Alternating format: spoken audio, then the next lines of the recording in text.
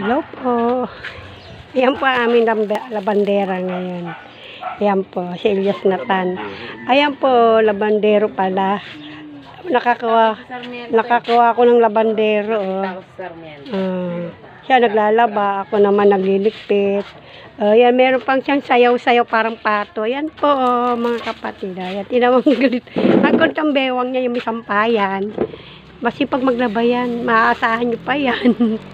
Di ba? May galing magsampay, oh. Ayan, pang, yan. Sipag maglaba, kaya nakakubad. Ayan po ang aming tindero, aming labandero. Yan po ang tagapaglaba. May manikin pa. Walang damit. May mga ibon at manok. Ang galing mo ng sisiw. May lovebird pa. Yan, may kalapati pa. Partay na sa Manila. So, puro kalapati lang. sa kanila. Puro yan po. Ang gaganda ng ibon. May ibon. Salang dito. Ayan, mga yan dyan. Ito? Oo.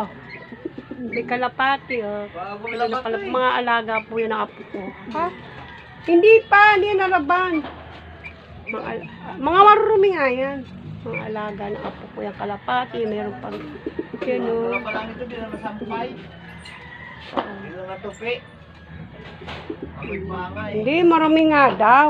Yun lang ang malinis. Banga. Yan po, mga nilaban ng asawa ko. Sinampay niya. Daming labahan. Cortina po. Laban. Laba. Siya. Nilagay niya na lahat sa washing machine. Ikot yan. Automatic, hindi na ilagay lahat. Baka kain ako, nagugutom ako. Hindi ko alam kung nagugutom mo, inaantok.